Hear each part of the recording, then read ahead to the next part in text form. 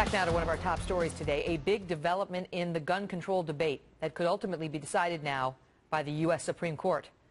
At issue, your constitutional right to carry a concealed weapon. Do you have it or don't you? Some 8 million Americans have concealed carry gun permits. But now, two federal courts, one in Denver, the other in Chicago, have handed down exactly opposite, opposing rulings about the right to have a concealed carry permit under the Second Amendment. And if the past is any guide, this is usually an invitation for the highest court in the land to step in and decide it. Joining me now, two constitutional scholars, Julian Epstein, former chief counsel for the House Judiciary Committee and former staff director for the House Government Reform Committee, and Jordan Sekulow, executive director of the American Center for Law and Justice. And you are not confused. He is a Sekulow, as in Jay Sekulow, his dad, who is not available today. But we love having Jordan, too. Diopposing, that's not a word. I don't know what, diopposing? Diametrically opposing. Diametrically opposing. Thank you. I just condensed. Thank you, Julian. You got a busy day. So now we have the Seventh Circuit, which, you know, tends to be a little bit more liberal than the Tenth Circuit, right? The Seventh Circuit says you do have a constitutional right to concealed carry, and the Tenth Circuit, in this case that arose out of Colorado, says, no, you don't. So let me start with you, Julian. This is likely to go to the Supreme Court, and what do you think is likely to happen? I think it is likely to go to the Supreme Court. I think the Seventh Circuit was more inferential. It suggested that there was a right to self-defense outside the home, not necessarily concealed carry. I think the Tenth Circuit was much more in line with what the Supreme Court said in the 2008 Heller case. In that case, the court said that the Second Amendment is a very limited individual right. It protects only, or it only dealt with the protection of a handgun inside the home. And in fact, the court said that nothing in the case, and this is almost a direct quote, nothing in the case calls into question long-standing prohibitions that have been in place. And one of the prohibitions that the court cited, this was the majority opinion, was concealed weapons. So I think the likely ability of states to have very strict regulations or even prohibitions on concealed weapons is likely to be upheld by the Supreme Court. Jordan, I credit Julian because he got the quote from the U.S. Supreme Court's opinion in Heller almost exactly right. This is not the Tenth Circuit or the Seventh Circuit. This is the U.S. Supreme Court a couple years ago in Heller. They say the majority of the 19th century courts to consider the question held that prohibitions on carrying concealed weapons were lawful under the Second Amendment or otherwise. And they say nothing in our opinion should be taken to cast doubt on those long-standing prohibitions. I mean, that should have some concealed carry advocates a little concerned. Sure. I mean, now it wasn't an issue. I mean, that was dicta in the case. It wasn't exactly something that you could hold as that this was the purpose of Heller or McDonald, for that matter. And you look at the 10th Circuit first. Let's look there. All this case was about is, can someone who isn't a citizen of Colorado get a concealed carry permit? Not whether there is concealed carry permits available to the citizens or to people who have a permit in another state that has reciprocity, which is the kind of typical line with most states, Virginia, others. You may have a license they grant reciprocity with, you may not. And then in Illinois, there was a complete ban.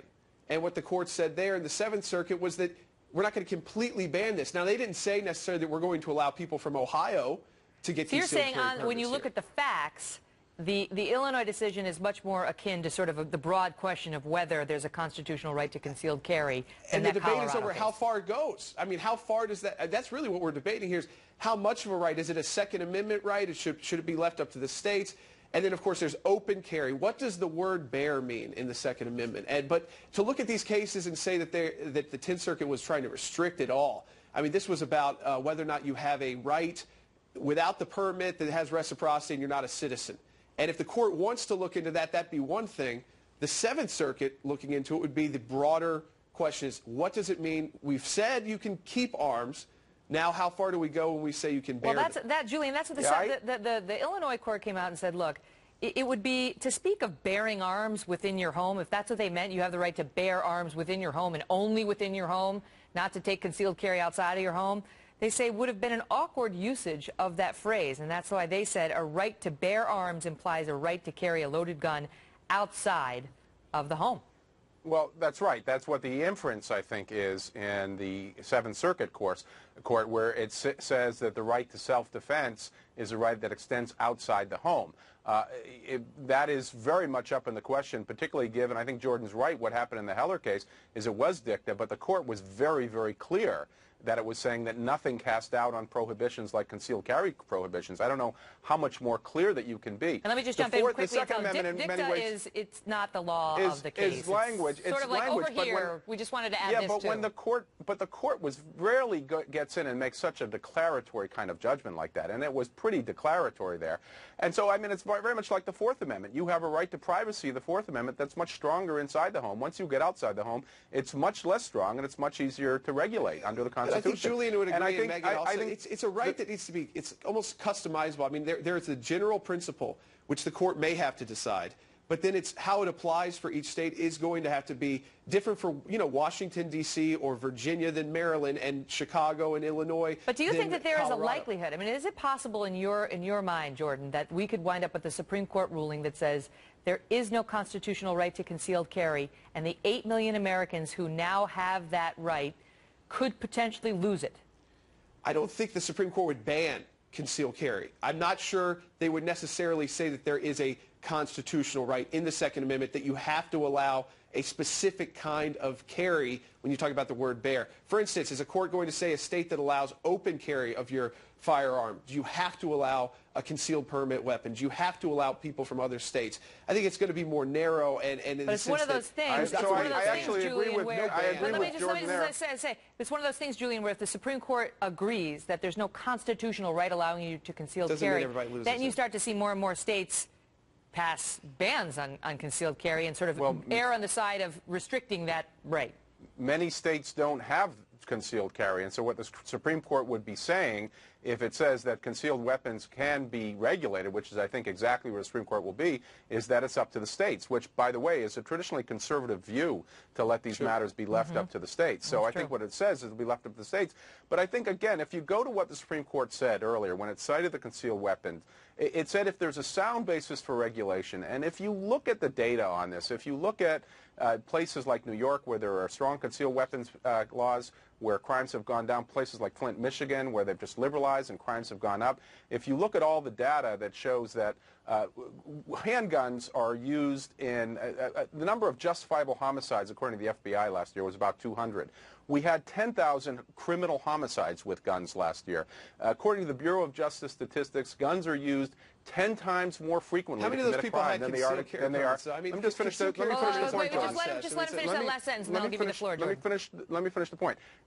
Guns are used 10 times more frequently to commit a crime than they are used to prevent a crime. I think the Supreme Court is going to say there's ample rational basis to regulate things like concealed weapons. So I think it's on pretty strong grounds. I'll give you the last word, Jordan. Well, and Megan, there are states, too, that have exceptions for keeping one in your glove compartment of your car, but you may not have to have a concealed permit and how you have to keep it in your car. And I think the Supreme Court, like Julian said, I don't disagree so much with that this is more of a state's issue of, okay, here's the Second Amendment, this is the broad powers under, this is how we define the rights, and then you interpret that and apply it to your state. I have to tell you, this has been a very difficult segment for me because we've got Jay, and we've got Jordan, and then the ghost of Jay. I mean, we've got Julian, we've got Jordan, we have the ghost of Jay Sekulow lurking. There's all these Jays, and I'm getting a little confused. Even more complicated as the apple clearly doesn't fall far from the tree in the case of the Sekulows. It was easy for you, Julian. All right, guys, thank you. Great debate. Thank you.